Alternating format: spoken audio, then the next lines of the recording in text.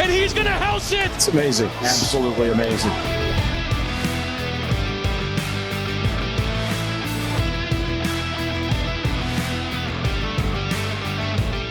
What is going on, everybody, and welcome to another Angle Up Pursuit. This is the Quick Six. We are here with 6 picks each and every week. That is Brian Twining. I am Kyle Robert. Brian, it is Super Wild Card Weekend. We got a plethora of games to go through. I believe 7 total. Saturday, Sunday, Monday. It's going to be fantastic. How the hell crazy.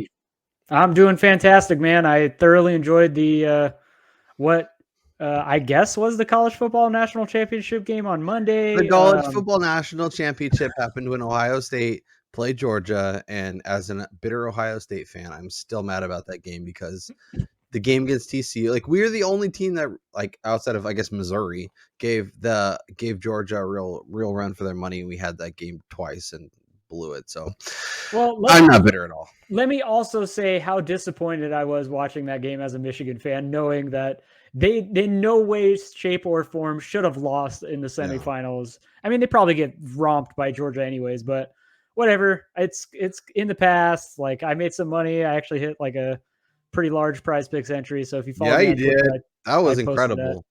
That. Yeah, Brian dropped it in what the BetSperts Discord or. Yeah, well, it's the 4 for 4 Discord. 4 for 4. So jump in there if you don't have access. I was telling Brian a little bit, like, it's been a rough go of it for me. I had the Titans to make the playoffs. They had it until Josh Dobbs fumble sixes the other way.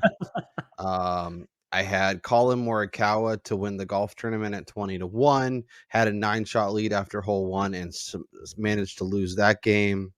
I had the Lions to make the playoffs, which, as we can jump in and I can throw up my card here.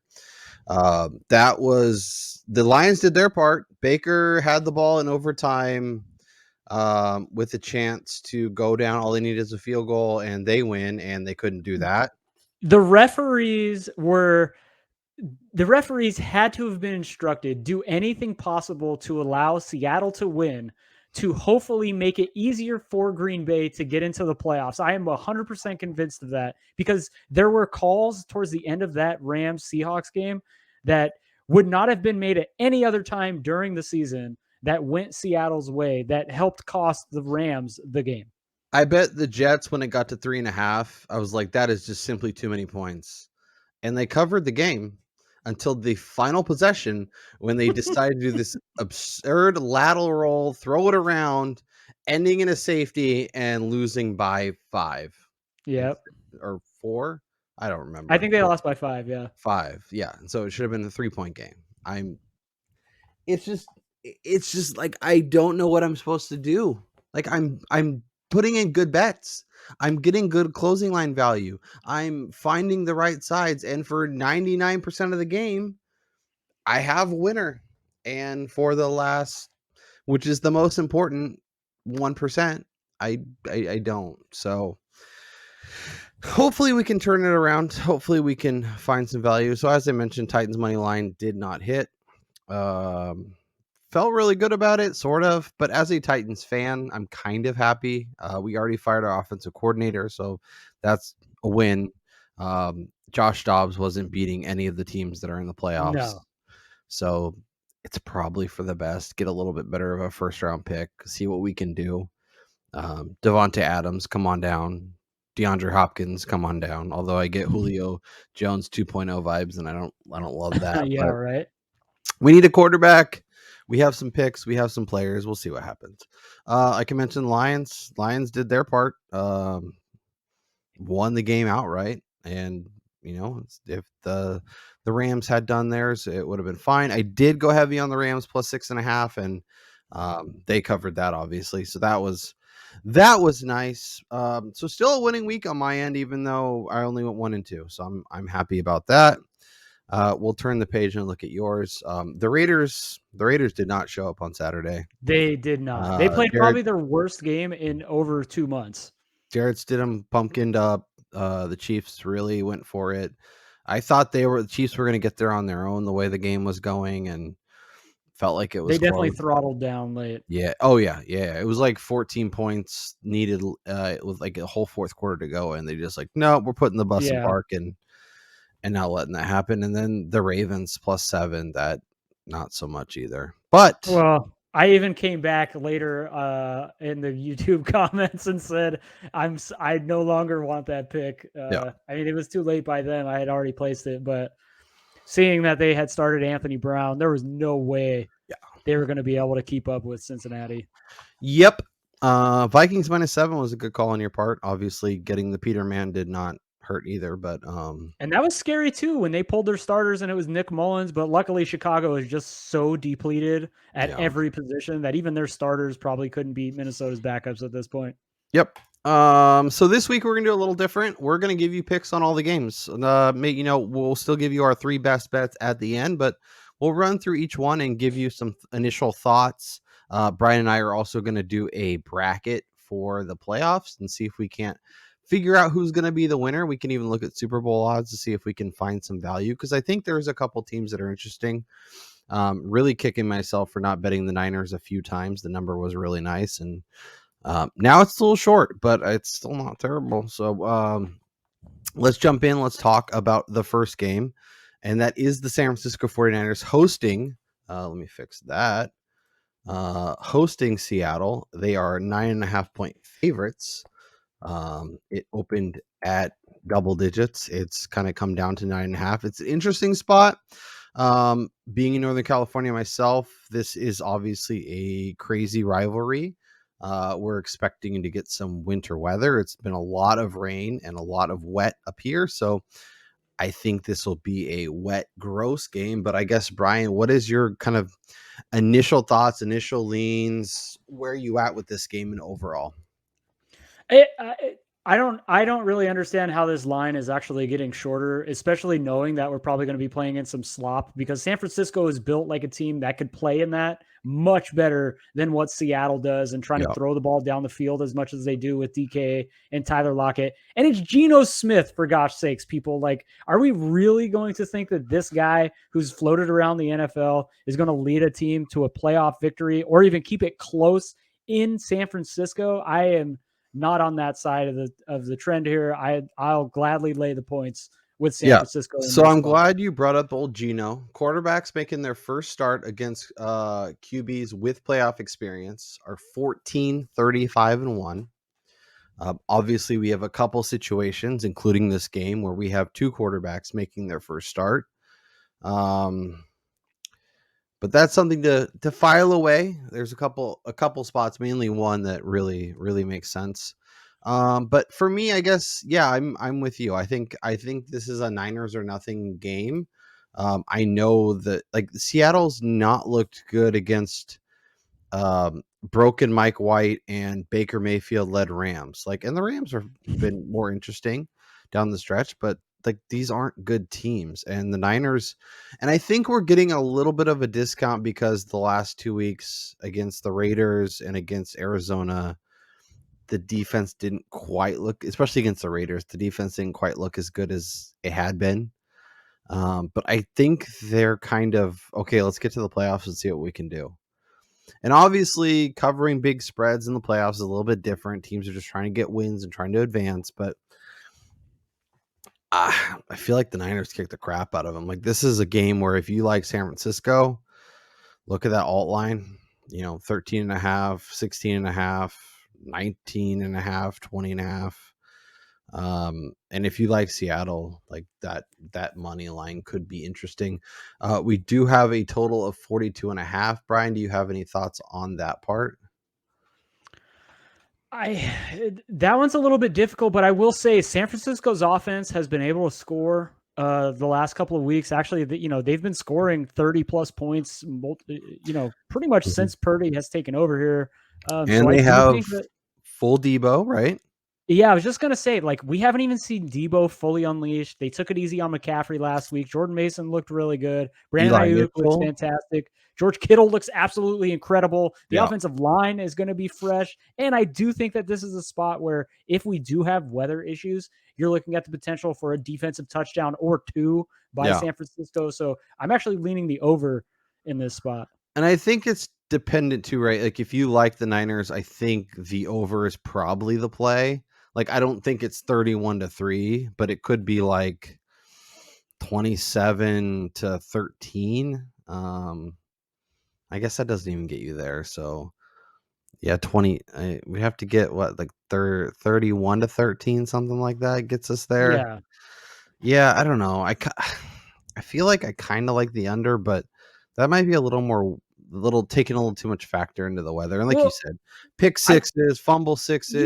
exactly. And I do think that Seattle could get a couple of big plays, like because Mhm. Tyler Lockett will be one more week removed from Yeah, from that surgery. He'll be more comfortable, and I think that they'll be able to maybe take a deep shot or two, maybe complete one or two of those. And if they do that early, you're looking at a pretty easy cover on the over, in my yeah. opinion. Because if Seattle scores early, San Francisco's not going to be able to just sit on the ball. They're going to have to do what they've been doing and move the ball effectively. With those chunk plays down the middle of the field. Yeah, and I think this could be a game where the running game in the second half really takes over, and Jeff Wilson, or I guess Eli Mitchell gets a touchdown. CMC, Oh, that's right. you Eli know, Mitchell. Yeah. you know, Jermichael Hasty. I mean, you're not. I'm pulling up all these old like Jermichael Hasty Whatever. All and the Jeff backup Wilson running aren't on backs the in San team. Francisco are the same. Jordan Mason Yeah. and Eli Mitchell are on the team. There we go. Let's shift our focus to the next and the final game on Saturday, where the Jacksonville Jaguars are home underdogs. This game has been all over the place as far as the Jags -1, pick 'em. Now it's back up to Jags +2. It's an over under of 47.5. What are your thoughts on this game? Look, I started the season, the last couple of years, I've been all over the Chargers. They're one of the most, if not the most talented team on paper. But for me, I think this is going to come down to coaching. And I'm sorry, I'm going to take Doug Peterson over Brandon Staley every day, any day, all year, in every Yeah. single matchup that they have. So I like the home team getting points here on the money line. Yeah, see, I think I'm with you.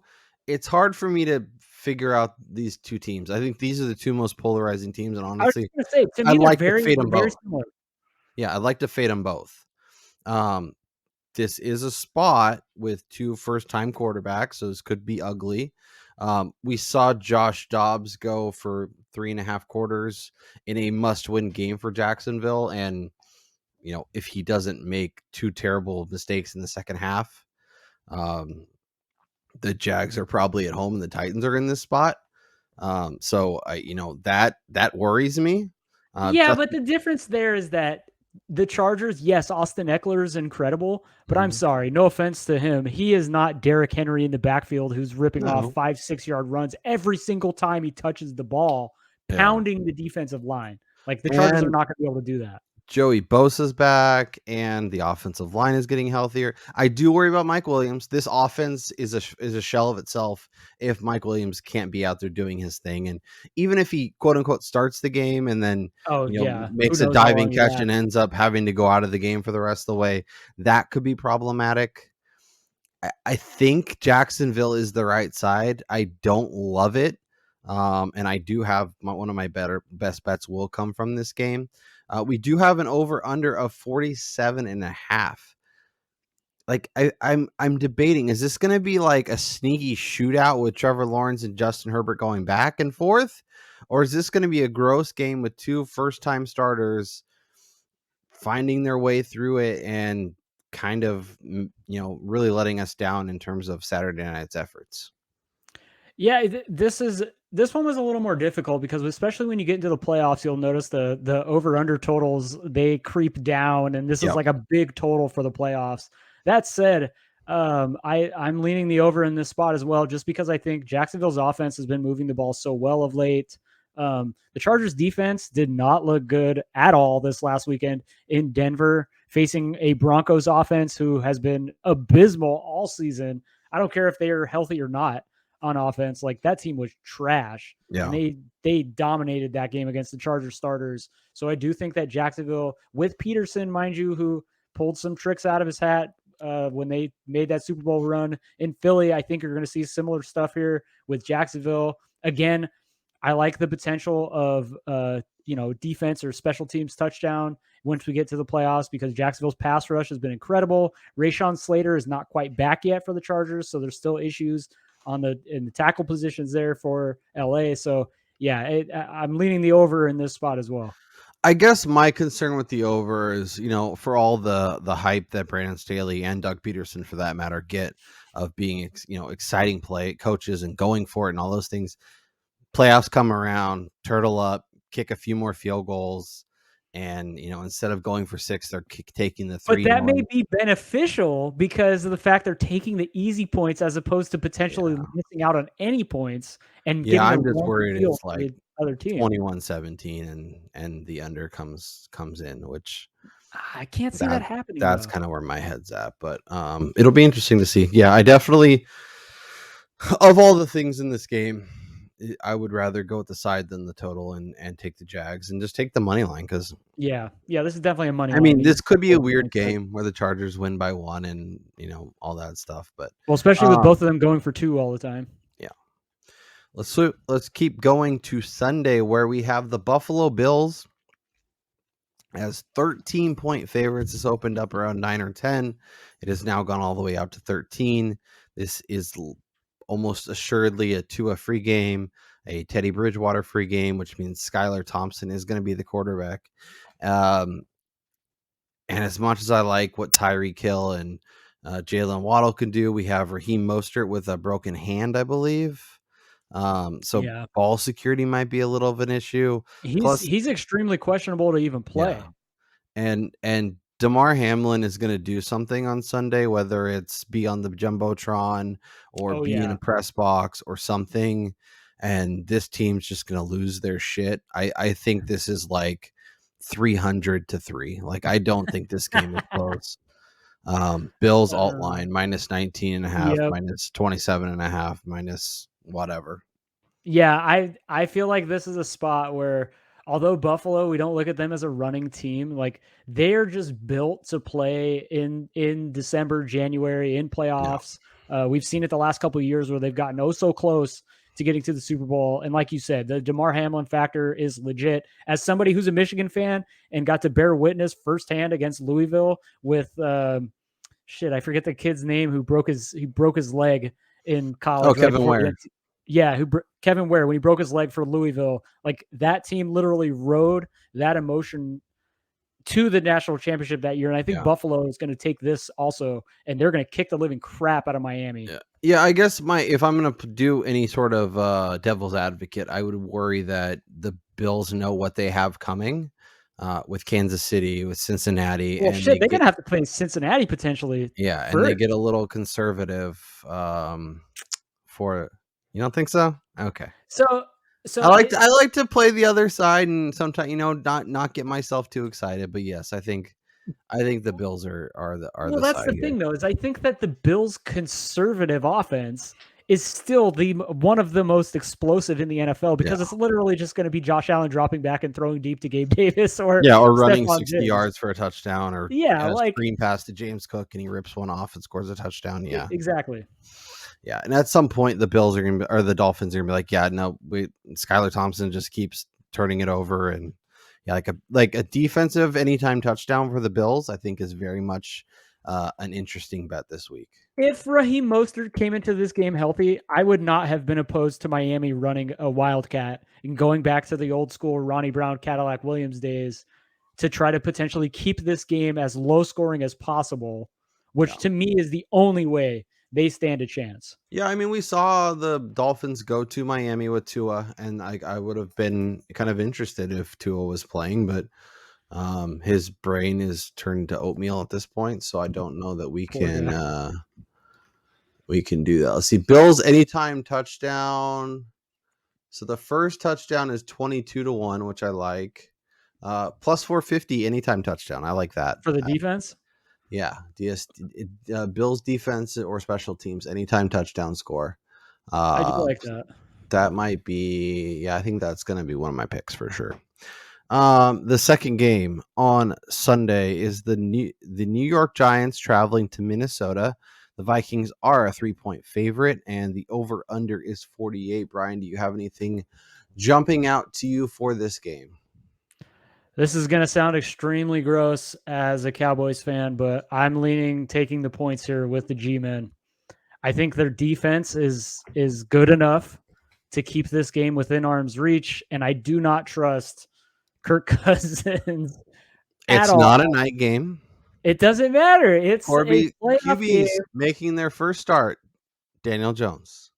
That's all right. I'm okay going against the grain. 35-1.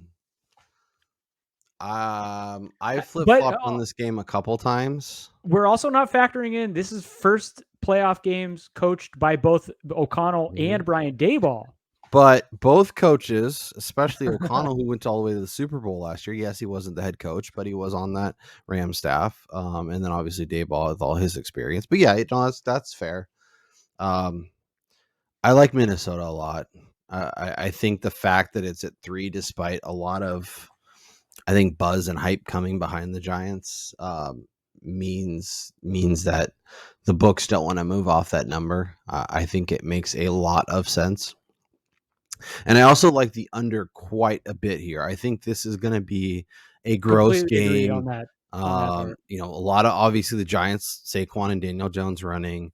Dalvin Cook's kind of had a quiet second half of the year, but I think he could have a nice game here. And I think like 17-13 kind of game could make a lot of sense. 21-13, 21-10, something like that. I think the Vikings win and cover. I think this is a lower scoring game than the total indicates. And as we talked a little bit about, when the playoffs come around, it's about making the smart plays. I think both coaches will be more than happy to take field goals when they can and avoid turnovers, avoid costly mistakes, and so I like Minnesota a lot here. Yeah, I feel a lot better about the total here and taking the under for same reasons that you said. Like, I really think that the Giants with Daniel Jones, I don't think we're going to see them get all aggressive. Like we've kind of seen them be a little bit more over the latter part of the season, whereas Minnesota as well, like, yeah, they have a veteran quarterback in Kirk Cousins, but like even then, I think this is going to be a game where taking the first half total under 2 is probably advisable, with them both kind of feeling each other out coming into the playoffs, knowing that they just played a couple of weeks ago. So they're going to have to deviate game plans and go away from what they actually ran. So I'd be leaning the total. And for me, I'm taking the under as opposed to taking the line here. Yep. I like under 48. It was a little bit higher. It's obviously come down. But yeah, that is real dollars. Bengals -8 versus Baltimore. We just saw this a week ago. I don't think we're getting Lamar. Maybe we get Tyler Huntley. Either way, I'm not really sure it matters because both, unless it's Lamar playing, it's not. It's a first-time starter. I think the Bengals crush them again, and get the vibes right heading into round 2. Although Baltimore lost last week by 11 points, they only gave up 257 yards of total offense in that matchup. So I mean, to me, if Tyler Huntley makes this start, J.K. Dobbins is going to play. Calais Campbell is probably going to play more snaps. You're going to see Marcus Peters out there a lot more. You're going to see a lot of their starters play more, and they're going to be more comfortable with each other. So I do think this is a spot where, as this line continues to go up, I'm going to take probably Baltimore. As if this goes up to like 9 or like that, I'm going to smash Baltimore. And again, AFC North battle, 40.5 points, playoffs. I'm probably going to lean the under. We have a lot of in-division playoff games this week, which is I think crazy. Every single wild card matchup is a rematch from the 2022 season. That's bananas too. Over under 40.5 is interesting to me. Obviously, even if we don't expect a ton from Baltimore, I feel like it's a little low. I was all excited. I was like, oh, it's going to be some backup quarterback. I kind of like the under. Let's go find some numbers. And it was 40.5. And I was like, that seems low. I know, especially if it's not a Tyler Huntley, but I kind of like the over here. I can definitely see that happening. I just think though that Baltimore's running game is going to be a lot more efficient. Even if Huntley plays at less than 100%, with Dobbins back there, like even though he's not fully healthy, he adds a different element to the running game than Kenyon Drake or Gus the Bus is able to present to defenses. And with them Yeah. being so familiar with each other, I greatly suspect that John Harbaugh took the easy way out last week and played a very vanilla type of game plan, kind of knowing that they were not going to be full strength. So they just decided to sit everybody. So I don't know. The 40.5 is a low number, but again, like we talked about, it's the playoffs. Yeah. Yeah. And especially if the Bengals get up and they're comfortable, they don't, Well, in the they don't same breath force it, that you right? talked about Buffalo, Cincinnati knows what they have ahead of them. Like Yeah. they're staring a matchup with the Bills in the face in the divisional round. Yeah, no, I think that's a good call. Let's go to the game that gave me the most questions, I guess, is your Dallas Cowboys -2.5 versus Tampa Bay over under a 45.5. About 3-4 weeks ago, this game was coming up on the docket. I was pretty excited about backing Tampa in this spot. I thought, okay, this is a good spot. I don't trust Dallas as far as I can throw them. I hate Mike McCarthy. I think he's a doofus. But now that we're sitting here, a handful of days away, I think I want to hammer Dallas. Like, I think this might be my favorite bet of the whole weekend, which is Look, crazy to say. I cannot be objective on this game here. As a Cowboys fan, I want to take Tampa Bay just because I do not trust the Cowboys to win a big game. But also at the same time, like you just said, I feel like so many people are down on them that this is a spot where they come in and they surprise everyone and they play like they had been playing, where they were putting up 40 points a game on offense. Yeah. And the defense is finally able to get pressure on the opposing quarterback, which they've really struggled with over the last few weeks. And this is the team to do it against because Tampa's offensive line is terrible right now. Yeah, and I'm trying to figure out if it's just the contrarian in me that wants to go with Dallas because everyone likes Tampa. Because last year the Niners in this spot were the team that everyone loved, and it worked out great. I love the Niners. We both backed them last year. It was exactly. But now I feel like this is different. I don't trust Tampa to do the right thing because I think the way to beat Dallas is to throw on them. But I feel like we're going to get a lot of playoff Lenny here, and running against the Cowboys front seven is not the move. But the thing is they're going to have to show run because against a team that has the pass rushers that Dallas does, like Tampa Bay is not built to withstand that kind of heavy pressure for an entire game, Yeah. And I just like, what has Tampa done all season that makes you think they're any good? Their offensive line can't block. Their defense stinks. Their back seven or their safeties and their corners are not good. Like, if they get healthy, they can be okay.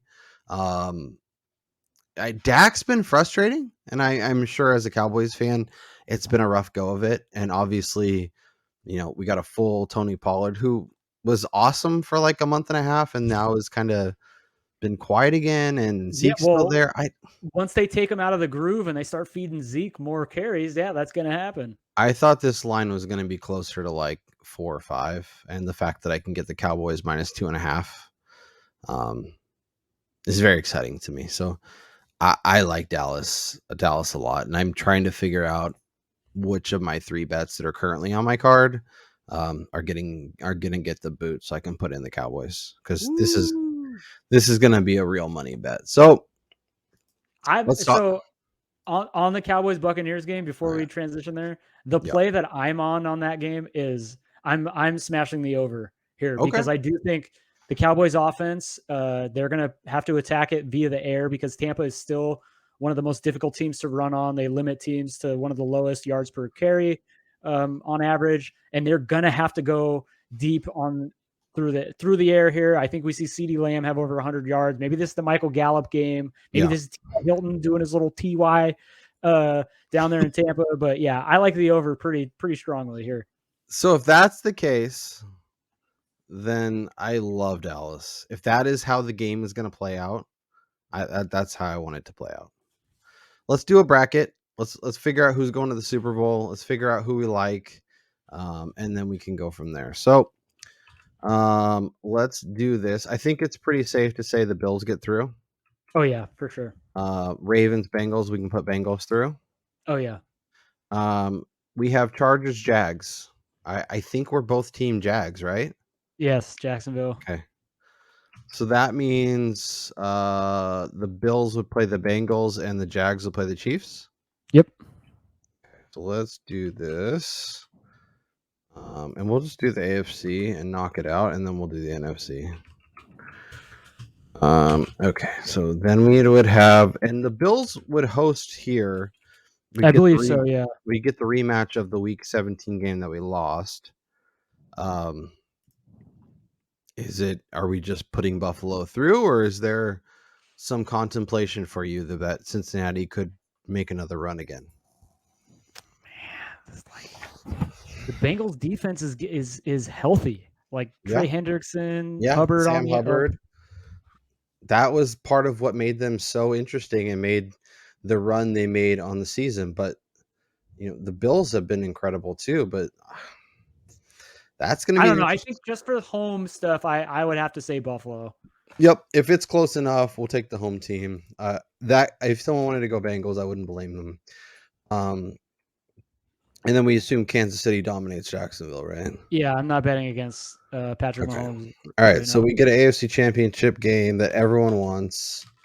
We got Buffalo at Kansas City, and I assume neutral this is site, mind you. Yeah, Detroit, maybe Indianapolis. I mean, maybe they played outdoors. I'm not really sure. Who do you like? I like the Chiefs. Oh, because I like Buffalo. So let's talk about this. Obviously, Mahomes has the experience. We've seen this game before. This is what everyone wants, right? This is what we saw, the overtime game, the absurdity that is Kansas City. And I wonder if they get into that kind of game where it's that close, that tight, and you need a big play, who's making that play? I feel like the Bills can hit home runs where Kansas City is going to need to hit like doubles and triples. That's a good point. That is a good point. And Buffalo has Stephon Diggs, and Kansas City no longer has Tyreek Hill. The Bills have Diggs. They have Gabe Davis, who obviously has been MIA for the last month and a half, but could pop up at any time. James Cook is really coming alive and looking like a big play threat out of the backfield. I worry that even if Travis Kelce's having 8 for 80, 8 for 100 and 2 touchdowns, you're going to need a Juju or an MVS or a Sky Moore or something, a Justin Watson. And all right. Let's put, I think we need to put Buffalo through. Circle the wagons and go with Buffalo. Yeah, they're the team of destiny. All right, let's do the other side of the bracket. Niners, Seattle. Niners? Oh, yeah, that's easy. Vikings, Giants. I know you like the Giants to cover, but do you think the Giants to win? I mean, it's hard to pick against the Vikings at home. They have one of the best home field advantages. They also are the Vikings, and the playoffs are not kind to them. They find ways to really screw things up, but I think they get through. And then Dallas heading to Tampa. I'm gonna let you take the reins on that one because let's put in. I think your Cowboys roll, man. I really do. Everyone, I don't know. I don't like that everyone's on it. It bugs me. Especially because it's not like Tampa has been hot and they're like, okay, they're the fun pick that everyone likes. They've been garbage. So in this scenario, all the higher teams move. So it'd be Niners at Minnesota. And then that game would actually be in San Francisco because Niners got the 2 seed. That's right. Yeah. Oh, just put San Francisco in the NFC Championship. Works for me. Yeah, no chance is Minnesota beating San Francisco in the Bay Area. Now the question is Dallas or Philly. So I know Philly is the number 1 seed, but fully healthy, like these two teams match up extremely well. So And here's my thing, and I've been like this for the past couple of years of Dallas. If either the Cowboys lose in the first round or they make a run, like I don't think that's exactly what I was going to say. Like, believe me, I do not want to pick the Cowboys. I have I no love faith. Jalen Hurts. I love AJ Brown. I love what this team is doing. But the Cowboys, to me, like, not just coming from a fan, they are one of those teams who, when they get on a roll and they're hot, they are as good as anybody in the NFL. And yeah, that's, you've heard that said many times before, but it is the truth. Okay, now what? Let me just say that if those were the championship games, that is like something more beautiful than I've seen in like 2 decades, knowing that this was my childhood. San Francisco and Dallas in the NFC Championship. It's got to be the Niners. Mm-hmm. Sorry. No, it's fine.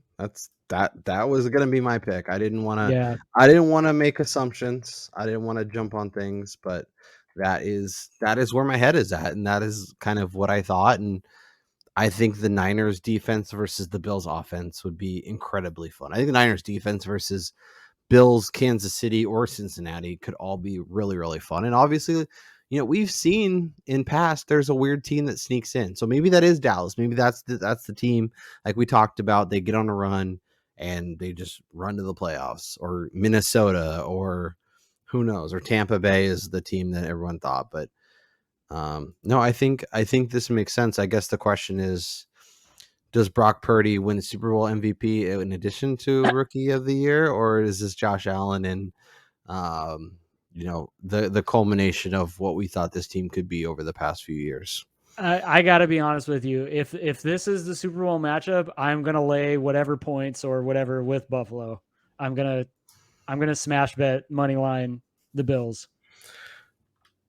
I think I love San Francisco's defense. I love their pieces on offense with McCaffrey has opened up so many more avenues of success for this offense. Yeah. But if it's Brock Purdy versus Josh Allen in a Super Bowl, I don't care how good Brock Purdy has looked. He is not going to see anywhere near the type of blitzes and coverages and all that he had seen yet in the Super Bowl against a McDermott-led defensive team with the Bills.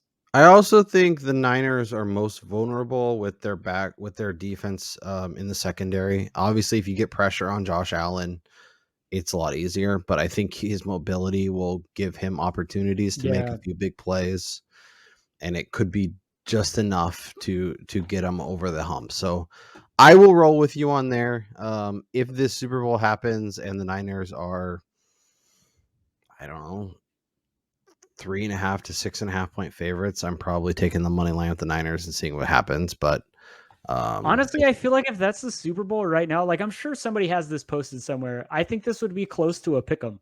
Let's see. I think DraftKings definitely does. I can. Let's go to. I think it's playoff specials. No. This is great radio. Team futures, Super Bowl exact results. Yeah, so like right now, the favorite is the Bills beat the Niners at 13-1. The Chiefs beat the Eagles at 13-1. The Chiefs beat the Niners is 14-1. The Niners to beat the Chiefs is 16. The Niners to beat the Bills is 20. So 20-1 for the Niners to beat the Bills. That's kind of fun. Chiefs over Dallas is 25-1. I think that makes a lot of sense. The Niners to beat the Bengals is 30-1. I could see that too. I mean, can we just have a Bills Cowboys Super Bowl and have the Cowboys beat the Bills again? So, oh yeah, yeah. I mean, Cowboys Bills would be fun for history's sake. Niners Bills for history's sake. So Niners Bills is actually 8-1. It's the fourth favorite for the exact Super Bowl. The favorite is Chiefs Eagles, then Chiefs Niners, then Bills Eagles. Dallas Chiefs is 15. Dallas Bills is 17. there's some opportunity there if you really like some of the weird teams, but you could also just bet the futures and not stress on it. It just depends on who you like, I guess. Okay, Brian. Those are our picks, our thoughts, our feelings, all that good stuff. With that being said, we still have to make our best bets. Yards, props, games, over unders. Debating still my third and final pick. I think it's going to be this. So do you want to go first and give the people your 3 picks and your units? Yeah, I can do that. Cool. So I'm going to start, and I'm smash playing Buffalo against the spread, -13 against the Dolphins. That's, to me, probably my favorite bet of the weekend. I don't think there's any way that Miami is going to slow this emotional ride down from the Buffalo Bills. I'm going to go 5 units on that play. Woo, baby. My next play is going to be the Giants at the Vikings total under. Oh, no. Again, I like this game to be kind of slower paced early on, especially, and then maybe kind of pick up towards the back half of the second half, in the fourth quarter. But I do think that both of these teams will want to kind of avoid putting the ball in their quarterback's hands in crucial situations. So we'll see a lot more running or easy passes to Saquon and Dalvin Cook, or screens to Justin Jefferson, maybe one big shot player or another. So I like the under 48.5 here, and I'm going to go 2 units on that. And then for my last play, I talked about it. The Cowboys at the Buccaneers over 45.5. I love this spot. I think that there's a good chance that even if Tampa Bay wins here, they put up 30 against the Cowboys, and the Cowboys are able to put up 20 in this game. So I like this to hit that over pretty easily. So I'm going to go 3 units on that play. So the bet that got the boot from my 3 was the Bills anytime defensive touchdown. Plus 450 is a really nice number. I think defense and or special teams. When we saw the punt return, we saw kick return to open up the game last week. This could be an easy spot where Skylar Thompson fumbles, Raheem Mostert fumbles with a broken hand if he plays. Like, there's a lot of opportunities. So I really like that. I have to pick 3. I also picked the under on Vikings Giants, but when Brian picked that got the boot. So my 3 picks: Travis Etienne over 76.5 rushing yards against the Chargers. I don't know who's going to win that game, but I feel like Etienne is going to have a really nice game. I know he looked crappy, but a week ago against the Titans, but the Titans' run defense is actually really, really good, and the Chargers, they stink. So as long as the Chargers don't win by like 300 points, Etienne should be able to rip off that number pretty easily. He could do it in a couple big runs. He could do it in more chunk plays. I think there's going to be opportunity for him to have a really nice day. So that is my first bet, putting 2 units on there. Minnesota Vikings -3. I love Daniel Jones. He's been my boy for a couple of years now. But I think the Vikings win here. I think they find a way to lose a really heartbreaking loss next week against the Niners. But I think they cover the number here. As I mentioned, quarterbacks making their first start in the playoffs are 14, 35, and 1 against the spread.